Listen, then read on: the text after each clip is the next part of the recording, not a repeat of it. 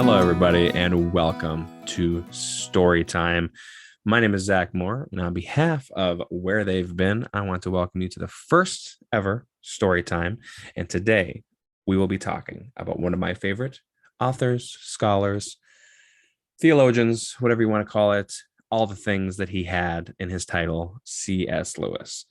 Now, first, before I get to that, I just want to share the heartbeat behind Storytime is to tell people's stories similarly to Where They've Been podcast, where, you hear people's stories, people that you might know, friends of yours you might have seen on Facebook that we share.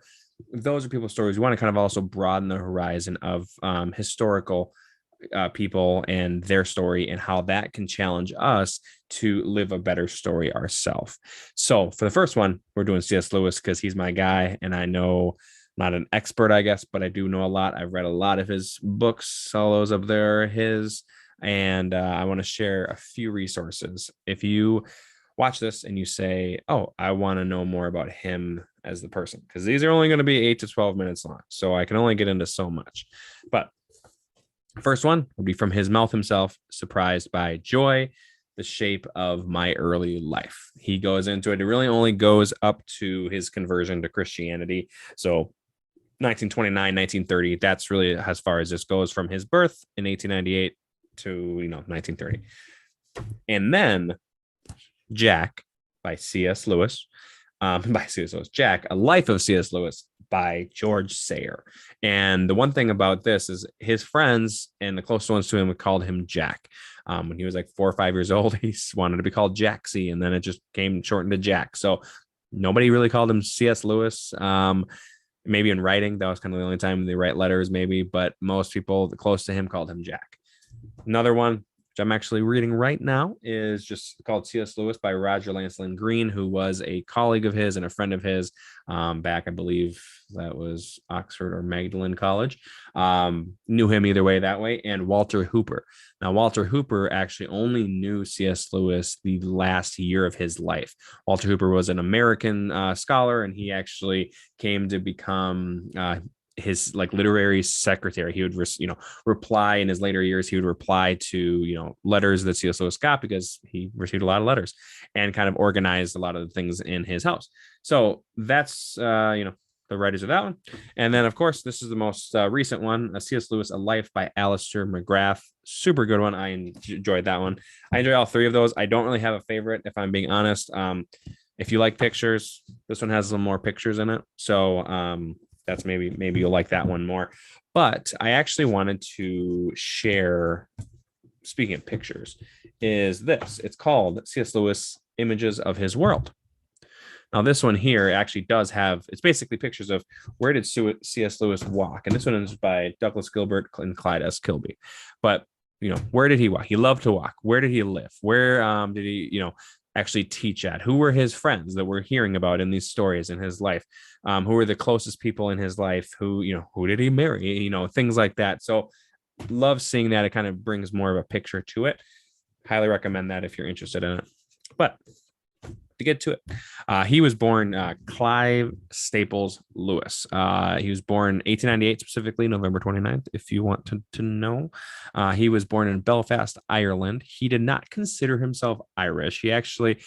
He considered himself more Welsh than anything else, but he did live in England the majority of his life. I believe the only time he was ever out of England was later in his life, he went on a vacation to Greece, I believe it was. So he didn't really travel outside of the UK at all. He, was born, he had one older brother. His name was Warren Lewis, 3.5 years older than him. They were the best of friends. They created stories together. The Land of Boxen is what they called it. And that is something that it's funny, you can see talking animals already at such an early age. And, it's so funny to see how similar there are, so different too, but similar kind of themes when the Chronicles of Narnia come out. So just always been about the talking animals. So him and his brother, again, best of friends, and they actually lose their mom. Their mom passed away when C.S. Lewis was around 8 or 9 years old. And this was something that obviously was hard on any 8 or 9-year-old boy to lose their mom. But what made it I would say worse is it was so hard on their father that he basically sent them out, sent both his brother and him to, preparatory schools, private schools, things like that. He really, I don't think he knew how to handle, he couldn't really handle his emotions that well. He didn't really know how to do that. And he really didn't really know how to parent either. So, for better or for worse, he ended up sending, he had his dad, Albert, had some, contacts at some, preparatory schools, private schools, and, ended up sending him there. He went to a few, and there were some that were good that C.S. Lewis enjoyed. There were others that were horrible. Honestly, they would probably be like child abuse today. So he shares that in a lot of his stories. So that starts to develop his mind. I mean, through all of this, he's getting a very intellectual mind. He starts, studying Greek at an early age, Latin, reading the classics, reading, Dante's Inferno, all of these things that are like very high level, yet as a young child, he's being immersed in all of this. So that's something that you see be transformed in him. So it goes through all that, and then in World War I happens, and he gets sent, to the front lines. Basically, he ends up getting wounded, and I believe it was in the back and the leg. He got wounded in a few places, and he had shrapnel in him up until the day he died. So that was something that he also had in his mind when he talked about war, when he talked about suffering. He really knew what he was talking about. He saw the horrors of the horrors of war, and how hellish it actually was. So that was something that he talked about, especially during World War II. He, people look to him to kind of know, hey, what are your thoughts? How, God and war and suffering and evil. So he became a voice with that through it later on in his life as well. But basically, all the 20s for him, 1920s, were about intellectual growth. Snobbery, he called himself. He later on in life, he saw how much of a snob he really was, intellectually, and a prig, as he called himself. So that was just interesting to see that he was very very, very proud of his intellectualism. And you see this even, his humility after he becomes a Christian is probably one of the biggest things about him. So it was really funny that how God would do that, that he took someone who was full of pride and then had like humility come out after that. So that's basically how the 20s work. But I actually want to share with you his story of how he became a Christian.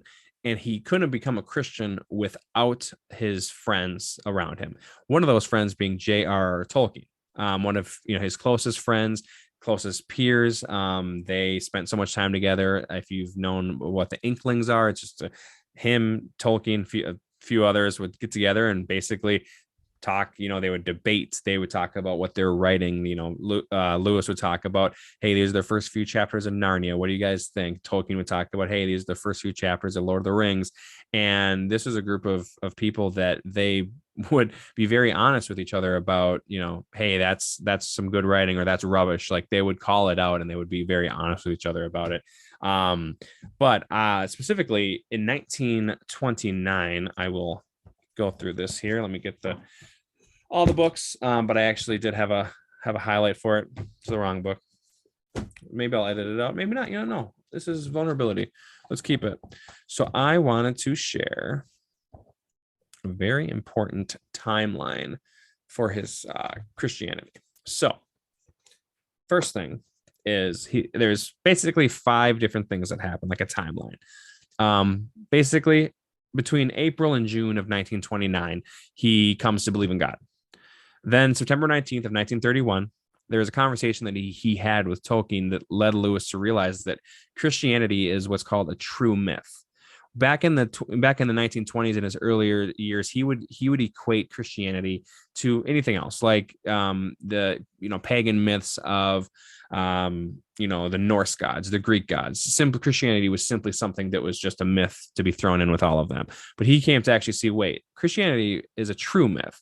September 28th, 1931, Lewis comes to believe in the divinity of Christ while being driven to Whipsnade Zoo. The next October 1st, 1931, Lewis tells Arthur Greaves, his close friend of his, that he has passed over from belief in God to belief in Christ. And then from August 15th to August 29th, 1932, Lewis actually described his intellectual journey to God in a book called The Pilgrim's Regress, written at that time when he was actually visiting Ireland.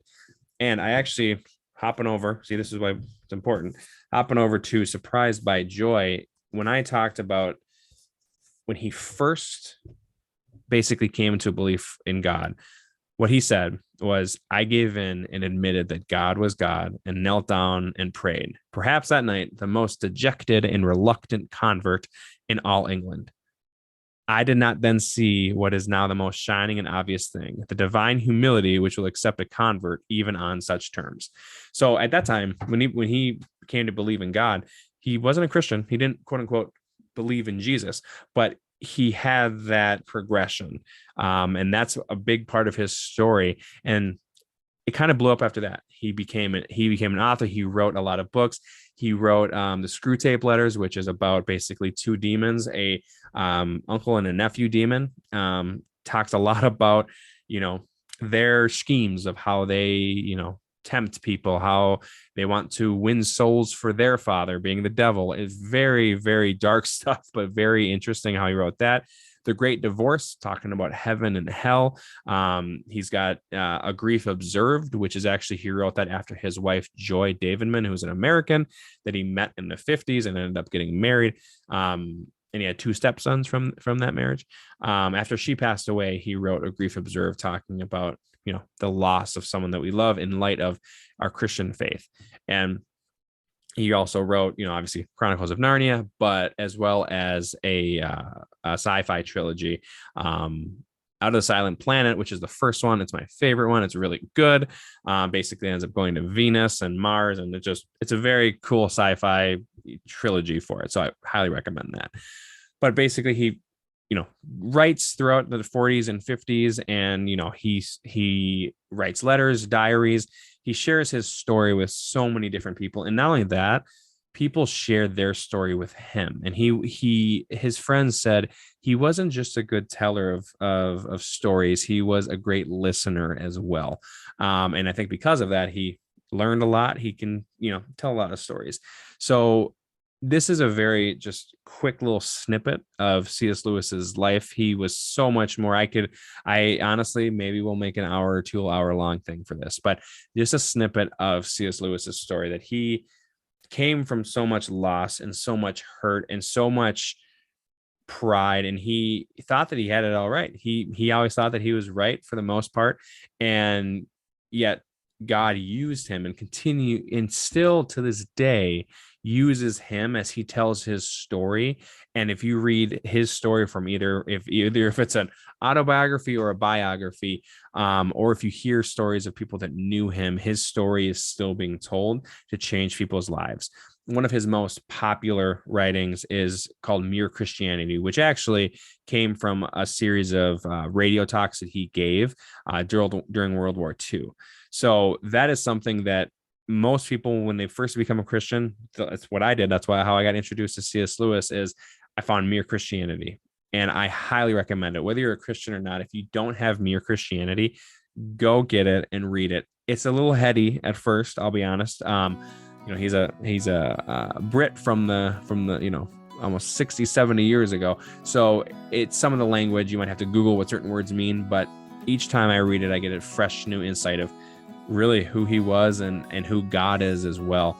And so his story is something that I think is important to all of our stories. And that is that wherever you're at in your journey, whether you're a Christian, whether you're not, it's that God can and will use you and your story to transform not just your life, but other people's lives as well. So I'm very thankful for you to all watch this and join me.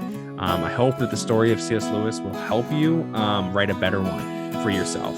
So honestly, on behalf of Where They've Been, I'm Zach Moore, and this has been Storytime.